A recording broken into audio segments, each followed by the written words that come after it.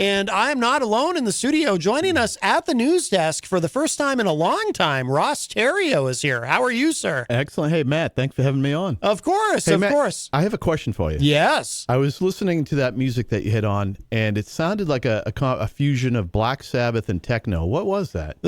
Well, really? You should be a music critic. The song that I opened with? Yeah. That's a band called, Boston band called Wood Floors.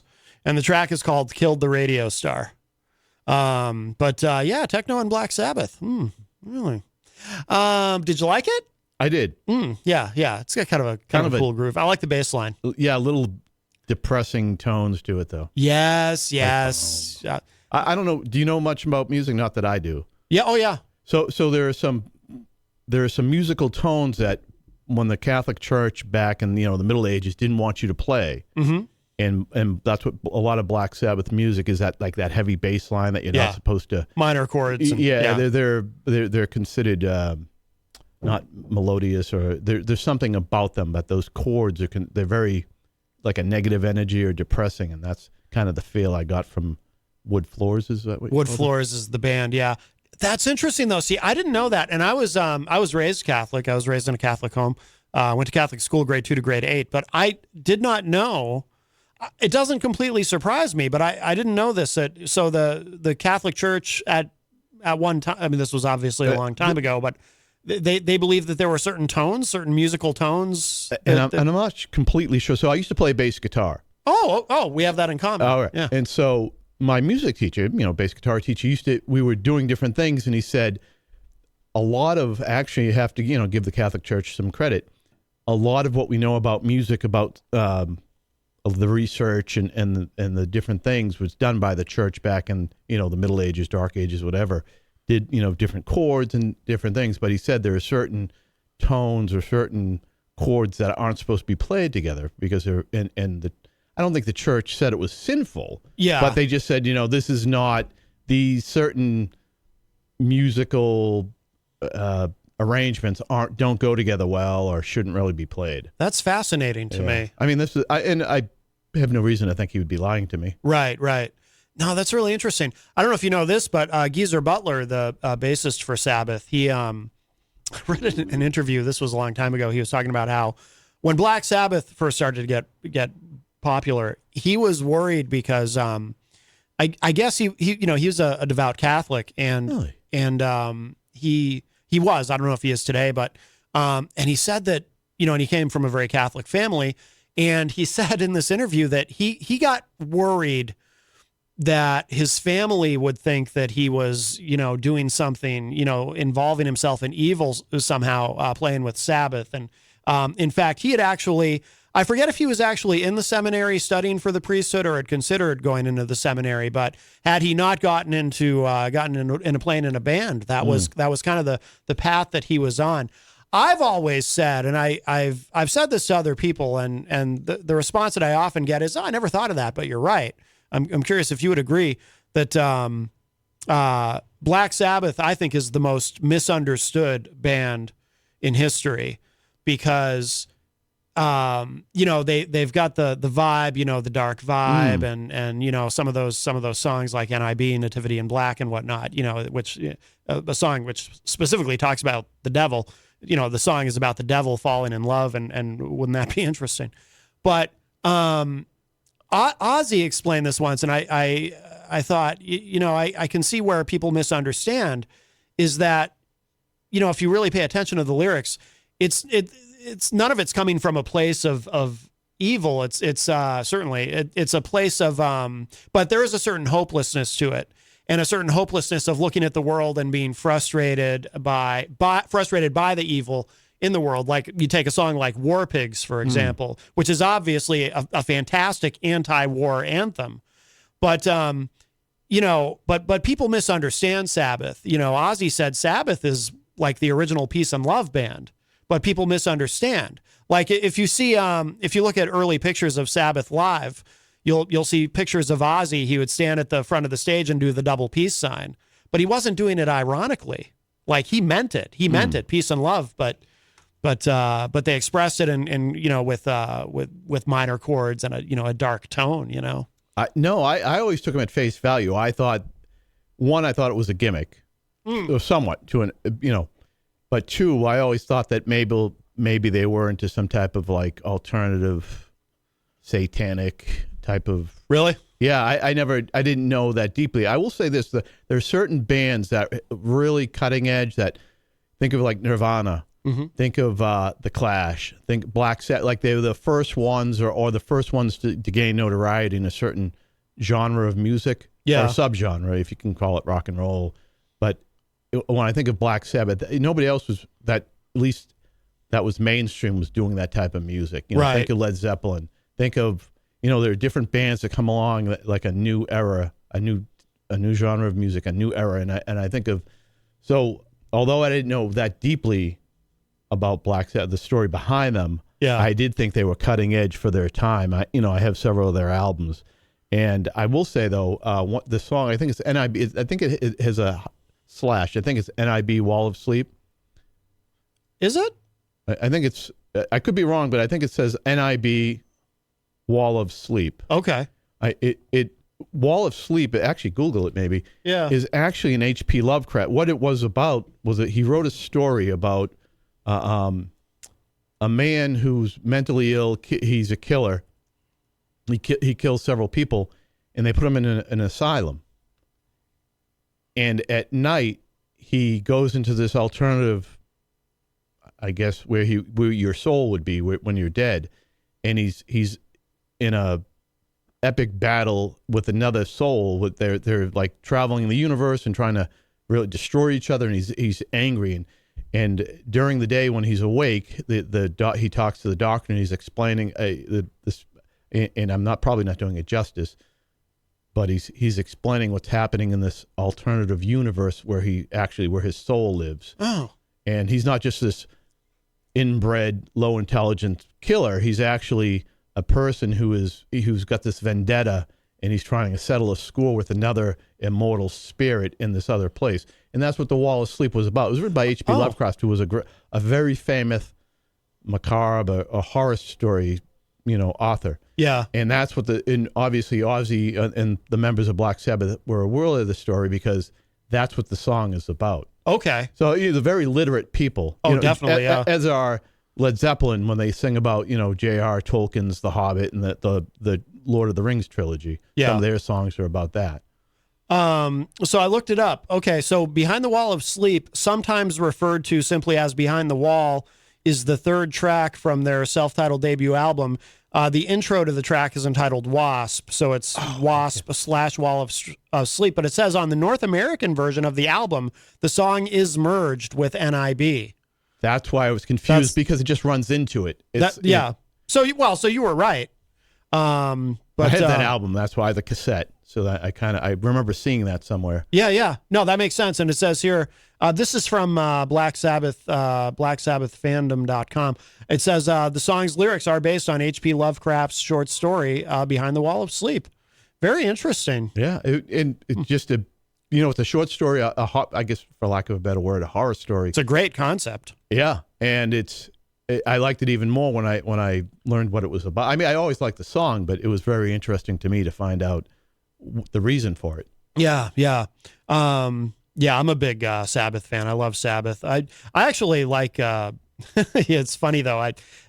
Dirk Don is in the chat room, and we were talking about this. Oh, he's got some comments in here about that. Actually, I actually like some of the post Ozzy stuff better, only because I love all eras of Sabbath. It's just like with Kiss. I love all eras of Kiss, the original, the non-makeup version, the newer version. But I love the early stuff with Ozzy, but I felt like when Dio came in, I love Dio and even Tony Martin, who's kind of an unsung hero of Sabbath, who came in later. I think he's great. I don't know if did you stick to the original Sabbath? So so for me, the original Sabbath was the best version of Sabbath. But I remember I was probably 14 or 15-ish when Ronnie James Dio took over. Mm-hmm. I like Ronnie James Dio. That being said, I think wasn't he classically trained as an opera singer? I don't know, but I want to say Ronnie James Dio had some classical type training. He wasn't, nothing against Ozzy. He's a great singer, and I think he has the best version of Sabbath. But here's the thing: I think Dio probably technically is a better singer than Ozzy, Yeah. but I can only think of two of his songs: "The Last in Line," "Rainbow in the Dark." I don't know. Like, I know a lot of the Sabbath songs from when Ozzy was the singer. Yeah. I don't know that many, and I didn't actually. For me, the original, the when they first came out was the best version. Not that I don't like it, but around 79, 80, you had Crazy Train. Yeah. I thought that was a little bit more commercial. Well, that's from Ozzy's solo. Oh, I'm sorry. And so that was a little bit more commercial, but I'd make an analogy to the Clash. When the Clash first came out, they were great, and then as time went on, like Rock the Casbah, they came a lot more commercial. Yeah. They're making money, more popularity, but I thought they kind of got away from their roots for the money. Yeah. And I guess Ozzy did that, when he did do the solo Crazy Train. Yeah. But I do like Ronnie James Dio. I just don't know that many of his songs. And the other person you said, I don't know him at all. What are some of his big ones? Tony Martin. Well, the thing is, so when Tony Martin came in, by the way, Dirk in the chat, Tony Martin is his favorite. He likes Tony Martin better than Dio and likes Dio better than Ozzy.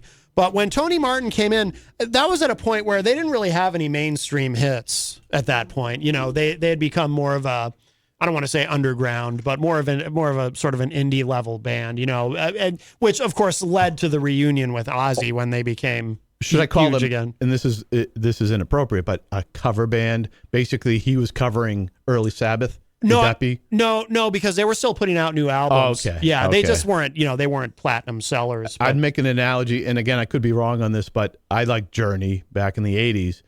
You have the new guy is from the Philippines. I forget his name, but he sounds a lot like Perry. Arnel Pineda. Yes. Oh, yeah. He mimics him really but well. I don't know if you know what I mean? They're kind of covering their early, a lot of what they do is they cover their early material. Oh, yeah. Oh, absolutely.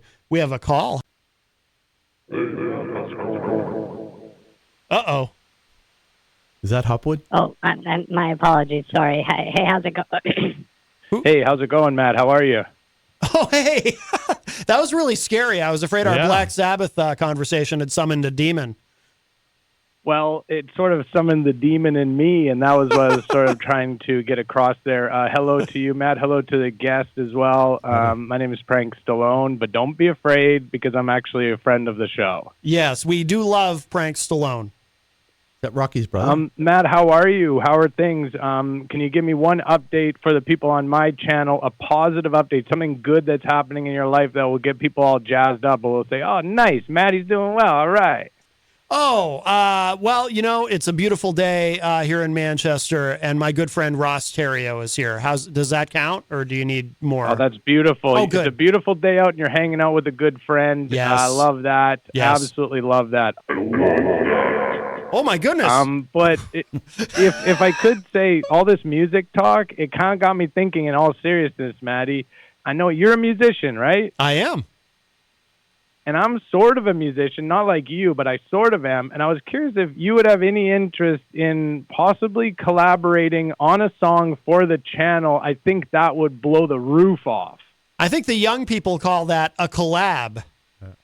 Exactly, Maddie. Let's do it. Honestly, let's do it. I'm going to send you a message. Let's collaborate on a song. You can maybe play some, heavy-duty guitar on it. I can do vocals. We'll figure something out. Let's do it, though. And does your friend play music? Yes. Unfortunately, I don't. Not any. I haven't done bass in a year. I'd suck at it. But Frank, you have got to hear his Prank with a P. Oh, Prank. You've got to hear the Glenn R.J. Willett rap, the indie rap thing that you created. Oh, yes. That was probably number one in Manchester. That was with my my hip hop alter ego, M Sizzle. I'll be honest with you, Maddie. I probably don't want to listen to that. I want to keep the respect I have for you at the level it is. So I probably won't go ahead and listen to that. But I'll tell you what, if you grab some maracas to your friend there, he can jump on the track as well. Right. I'm telling you, it's the MC Collaboration 2022. It's coming. It's coming, my friend. Have a good day. All right, you too. Frank Stallone. Thank you. This is. I predict that this is going to be bigger than Fire. Bigger than Fire. Yeah. That's the young people say that too, don't they? They say bigger than Fire, I think. F-Y-R-E. That track is bigger than Fire. Oh, you mean like Firefest? Yeah. Oh boy. Ooh. You ever watch any of those documentaries about Firefest? No, but I've read all about it. It was amazing to me what happened. Yeah. He sold, he say, lack of a better word, a con artist. He so he hyped this image of this music festival, took all this money, and in the end, it was nothing. I don't think anybody showed up. There were some tents with like grilled cheese sandwiches, and and didn't he end up going to jail for like 10 years? I believe he was convicted. I think he's in federal prison for quite a while. I think so. There's two different, it's kind of odd. There's two different documentaries that came out around the same time. Like Netflix had one and Hulu had the other one or something. And I watched them both. I can't remember the guy's name, but I want to say it was an Irish name. It was like Brian McCarthy or Brian something. I'm not sure. I don't remember. But that being said, though, did both of them portray him in a bad light? Oh yeah. Well, there's no way to really put a positive spin on that guy. Here's the thing that is he a complete delusional narcissist? How did he think he was going to get away with it? Was he really sincere? He thought he was trying to put something together, or was he a con artist?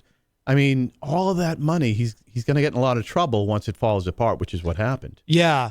It's an interesting question. I remember wondering that. I think a lot of people wondered that at the time because if I remember correctly, he had been involved in other cons previous to Firefest, something involving like cell phone calling cards or something. And so he had pulled some other things, but you do have to wonder, obviously he knows he's going to get caught eventually. So what is the point?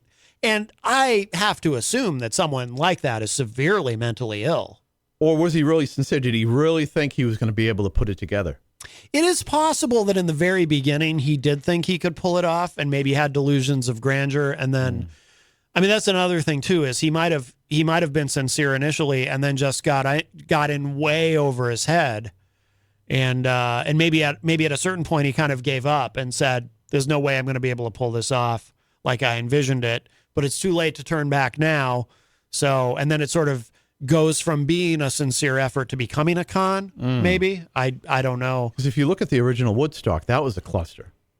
But it turned out, I mean, the organization, the logistics, it was a cluster, but the big bands did show up and, they made a documentary of it. And people still think about it, how many years later, 1969. Oh, yeah. The cultural relevance of it has endured over decades. Yeah, but it's true. People who were actually there do say it. It wasn't quite as grand as it's been mythologized to be, and there was not even anywhere to go to the bathroom there, and all the problems that come with that, and that it was all kind of a mess. But it has endured as a cultural phenomenon, and yeah, people still talk about it. Send an email to matt@mattconnerton.com. I got kind of stuck there. Sorry. I think my brain, something's wrong. I think my brain is bad. I have a bad brain. I don't think so. I know you. I know you get a little bit prone to depression, but. Well, and the allergies are terrible, and it affects my brain. I get foggy brained when I've been sneezing uncontrollably. The pollen is incredible this year. It's very bad. It's very bad. I came out to my car, and it looked like the police had dusted my car for fingerprints. You know how it was covered with pollen, but I could see where all our fingerprints. I was like, holy cow! It looks like the police have been here. I don't remember ever seeing it this bad ever in my life. I've seen so much pollen. It's where we live, there's the kitchen table is right next to these windows, right next to the porch. And Jenny's been wiping down the table every day because it's the pollen is coming through the windows and landing on the kitchen table. And I don't remember that ever happening before. But every morning there's this coating of pollen on the kitchen table. Now you have a scientific background. Correct me if I'm wrong, but no, I'm terrible at science. Well, whatever. I'm going to ask you anyway. Okay. Isn't pollen the reproductive cells of trees and flowers? I just thought it was there to make me sneeze uncontrollably.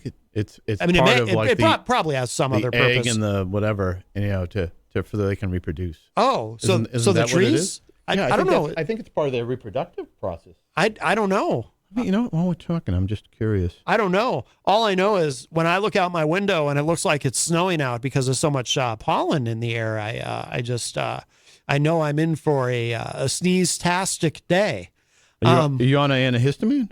No, I just take an over-the-counter decongestant, and that actually does it for me. I'll take one in the morning when I'm all stuffy, and then I'm good for the rest of the day, really. So yes. So this is from Wikipedia. Pollen is a powdery substance produced by seed plants. It consists of pollen grains, highly reduced microgametophytes, which produce male gametes, sperm cells, pollen grains. So basically, this is the male's tree's reproductive material. Looking for the female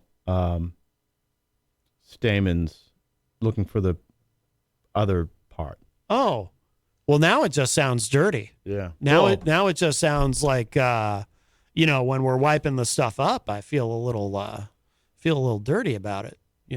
Like, why is that all over the kitchen table if that's really what it is? Damn trees. Yeah, take your antihistamine. We're gonna have to cut down some trees, I think, to prevent all this tomfoolery with the pollen. Now that we know what it really is, I mean, that's gross. I'm kind of grossed out. I almost wish I didn't know that. Sorry, you can't take that back. And that's making me see. That's what's getting in my sinuses. Yeah. That's. Now, I mean, that's. Now you probably wish you knew less about science. Yes. Well, I didn't think I could know less about science than I already did. It's like my worst subject. But, do you have a green thumb? No. If I did, I wouldn't be here. I'd be at the hospital. Oh, you mean like with planting and trees? No, I don't. Jenny does. Jenny has constructed a beautiful garden on our porch. I do not. I am probably the least outdoorsy human you'll ever meet. I would be perfectly happy to, really, I don't even want to go outside. I wish I could just teleport from one room to another, like just not even drive here. Not that it's a long drive, but yeah, I like concrete and steel. That's what I like. I don't even go into the woods. I'm deathly afraid of ticks. I've never been camping in my entire life. Wow. Oh, yeah. Yeah. Nature is frightening to me. There's things out there that can, there's like bobcats or something, or billy goats. Are they dangerous? I don't know. There's all kinds of, I could be attacked by wolves at any moment. True. I mean, it's frightening out there. I like to be in a nice, safe city. I mean, granted, there's some neighborhoods that aren't great, but I feel safer there than worrying about staring down a bear. I mean, my goodness. So no, I don't. But there are people who don't like to camp that go camping. They get the fifth wheel, and basically they have this gigantic luxury home on the back of their truck. Yeah, and they take it out, and they're not really camping, but yeah, they call it glamping. Yeah, right? I think that would be your cup of tea. The problem with that is I don't know what the point is, though. I mean, what's the point? If you're going to do that, why do it? Why Get away from it all. Get away from the the rat race. Get away from the hustle and bustle of Manchester. I like the hustle and bustle. I'm all about the hustle and the bustle simultaneously, not to be greedy. But I know what hustle is, but what is bustle? I don't really know. I assume it, but it goes with hustling. That's all I can say. It's like an 18th century thing. Bustle? Probably. I know what hustle is. I've never heard the word bustle used in any other context. It always has. It's like like peanut butter and jelly. It has to be with hustle. See, now I'm afraid with you looking it up, though, that it's going to be like the pollen It's going to be like male gametes. It's going to be, it's going to be something frightening. Oh, actually, no, it's not. Oh, good. That's a big Moving relief. in an energetic or noisy manner. Oh, okay. All right. Well, bustle's okay then. Yeah, it's not. It's something that you would think of as like a kid, like a rambunctious kid or something. Mel McMell, she lives in Vermont. She says, "You need to come to Vermont. I will connect you to nature. You will return to Manchester with flowers in your hair and fresh eggs." Well, the fresh eggs, I mean, that sounds good. But the flowers in my hair, that's, what if there's, a bee in one of them. Exactly. I don't want a bee, and then there's a bee in my bonnet. Not that I'd wear a bonnet, but that's... Are you allergic to bee bites or hornets or anything? I was stung by a bee once when I was a kid. It hurt, but I didn't... Stop breathing. No. Okay, you're fine. You can get stung. Yeah, I'd rather not, though. Yeah, see, that's the thing. There's things that can sting you. There's all kinds of things that can go wrong in the woods. I just want to... Can we just pave the entire earth? Just have it be one big highway or something? That'd be wonderful. Remember that commercial? I forget which paint company they wanted to paint the entire earth. You know what I'm talking about. I don't know, but I'd like to hire them to do that. I think it would be a good idea. Dirk says in Iowa, all we do is chug maple syrup, from what I hear. We thank the trees with a cleansing forest fire each year. It's brutal out out west with the forest fires. My God, it gets worse every year. Hampshire's doing well, though. Yeah, we do well here. New Hampshire is a good place to. We really don't struggle with a lot of the things. We don't have severe weather really. The winters have gotten easier. Winter's kind of hard. It does, but they're not bad. Easier than they used to be. Yeah. We don't have tornadoes usually. Hurricanes, by the time they get up, get up here, aren't any big deal. We don't have forest fires that wreck the entire place. Drought's not usually bad. Yeah.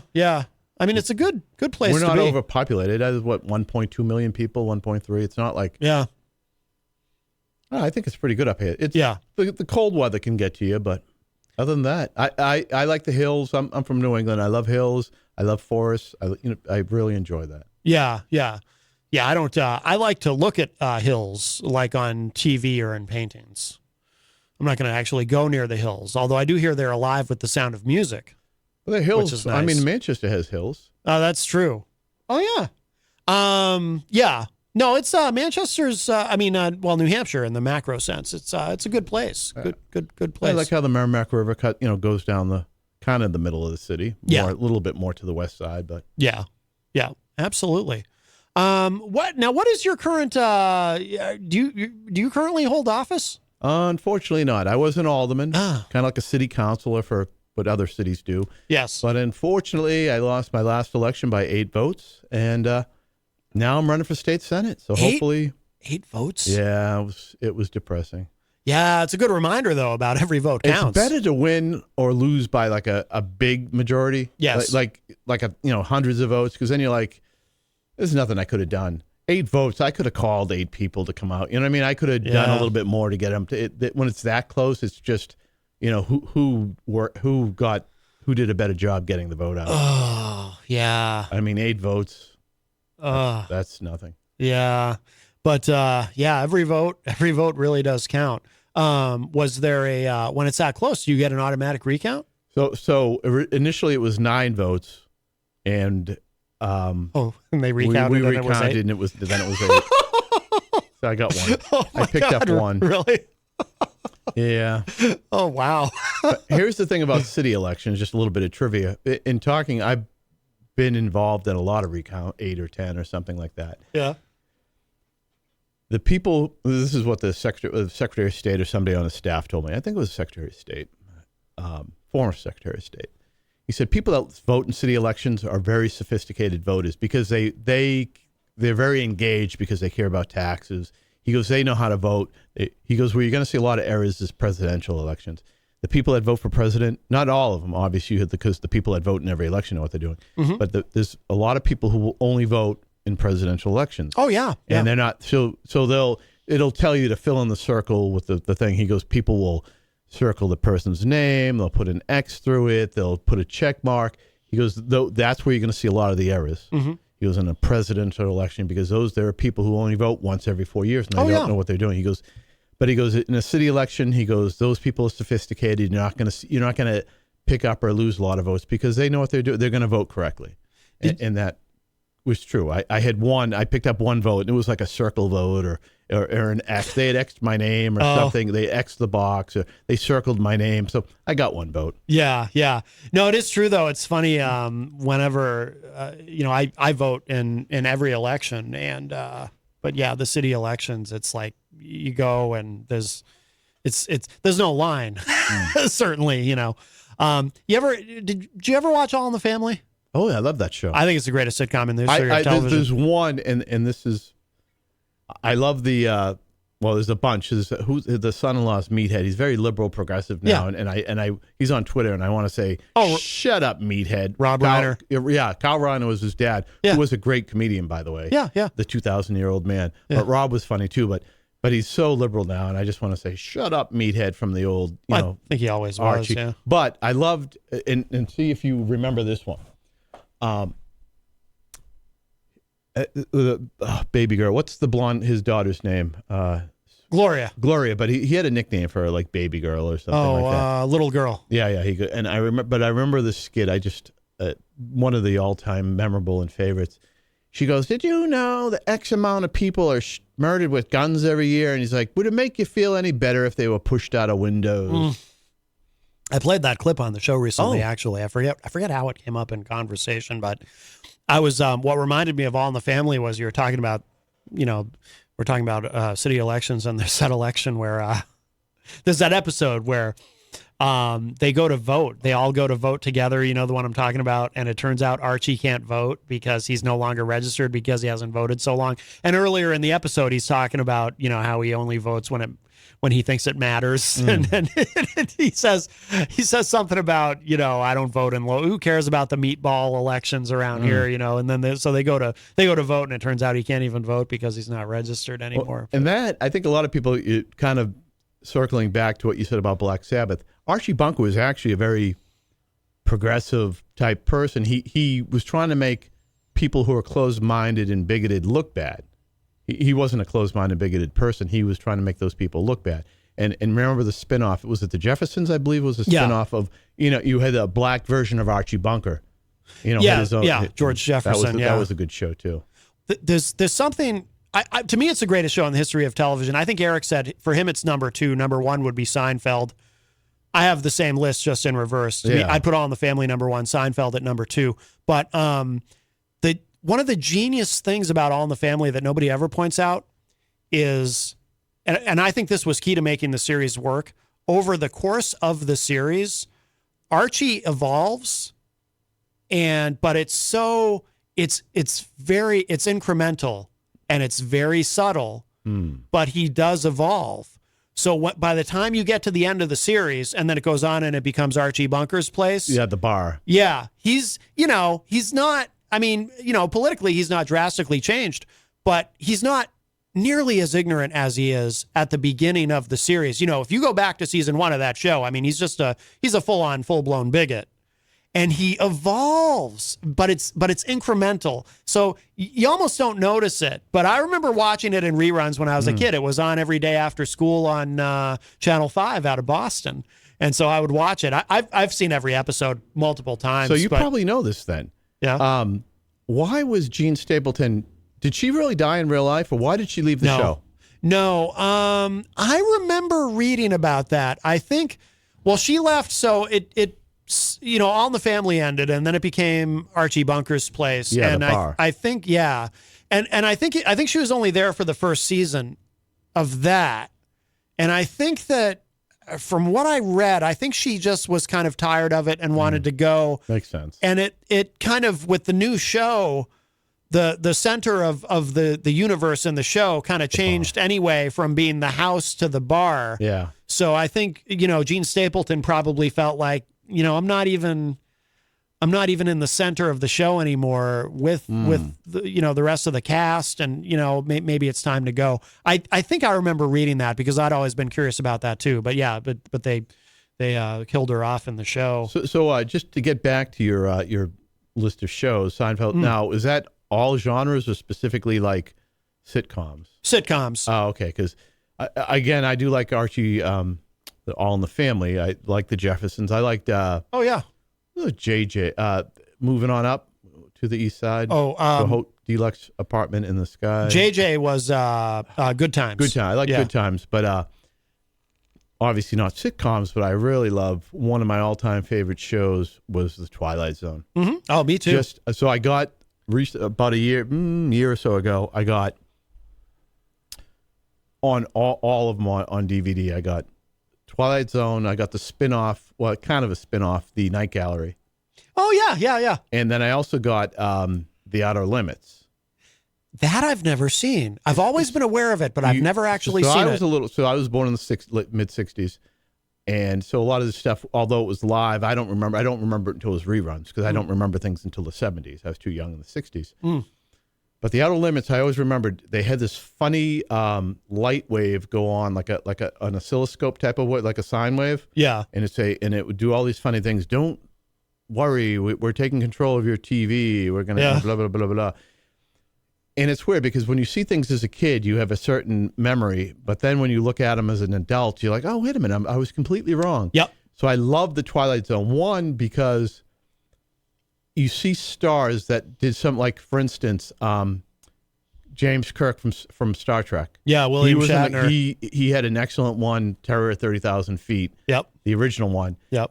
They had people like the good-looking guy that was in Butch Cassidy and the Sundance Kid, Robert Redford. Yeah. He was like 21. He played like a cop in a show where he's the angel of death, and he's trying to sneak. Yes. He's trying to sneak his way into. There's an old woman who's like 80. Yeah. But if she doesn't come out of her house, death can't get her.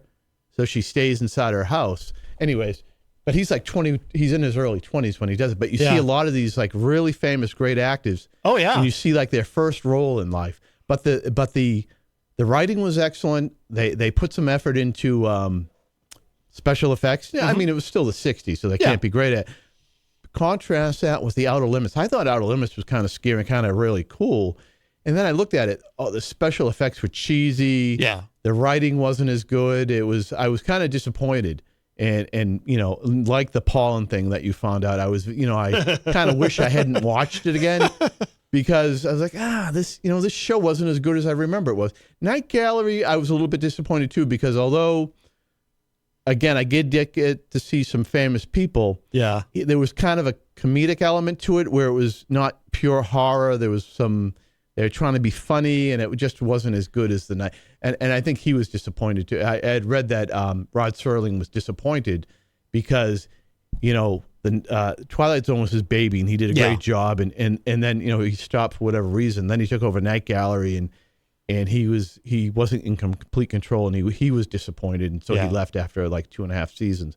Rod Serling's an interesting guy, though. Yeah, combat veteran. He almost died. He fought in World War II. He was in the Army. Fought in the Pacific against a hardcore combat veteran. Saw a lot of the people that in his unit died. Massive, like 50% or higher casualty rate. So he, and he does do some skits about war. Yeah. Or short vignettes, or whatever you want to call them. But just a very interesting guy, little guy, like 5'2", but just I didn't know that. Very small man. Yeah. But very really walked the walk as far as a combat veteran, just like a year or two of hardcore combat fighting the Japanese in the Pacific. Huh. And then come and has a very successful TV career or TV writing career. Yeah. And to me, Twilight Zone is one of the best TV series that's ever been done. Absolutely. I've definitely seen every episode of Twilight Zone. I don't think I ever saw much Night Gallery. I remember being confused when I was a kid. I think I saw it. I stumbled upon it somewhere on cable television, and I remember asking my mom about it. I was like, what is this? Because it was Rod Serling, but it was in color. And I was like, what is this? And she explained, oh, that's Night Gallery. That's the other show that he did afterwards. It's not as good. It's okay, but it's not as good as. Is it more of an Alfred Hitchcock type thing where it's less scary, but definitely less scary. I'll give you an example. He does an episode. And now he did have a couple. Let's say it was 2.5 seasons. Let's say there were 50 episodes. He has a handful that are decent. Yeah, but for the most part, they weren't. I'll give you one. There's an old house, an elderly man. He has a greedy nephew. Wants him to die so he can get his inheritance. He starts putting up these scary pictures. He has the man paint all these different pictures, and they're scary. It's like of a coffin, and the coffin. So he'll go. The old man sees the picture. Now it's different. He goes, somebody's been digging in the graveyard. And then the next day, like the coffin's open, and then he sees like a corpse walking to his house. Yeah. And so anyways, the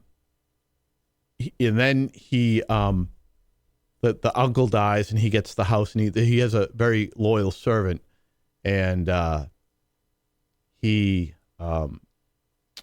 fires the servant, and then it continues. Now the nephew's there, and he starts seeing these pictures of his uncle's grave is getting unburied one day, and then he goes by, and the coffin's open, and then he sees his. So it's a painting. Yeah. But every time he walks by, it's a different painting. Oh, that's a cool concept. Yeah. And then and so then he dies. Yeah.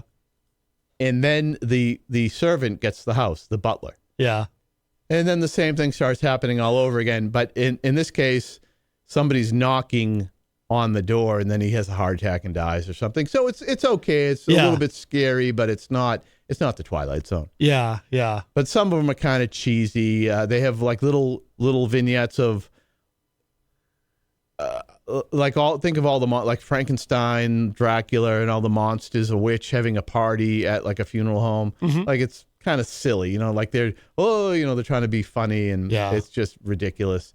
But there are some good ones, and then there's this woman.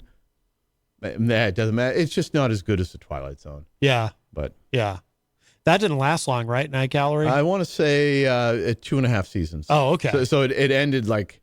Or 1.5 seasons. It ended like midway through the season. I think Rod Serling got fed up. Yeah. And said, enough is enough. Yeah, yeah.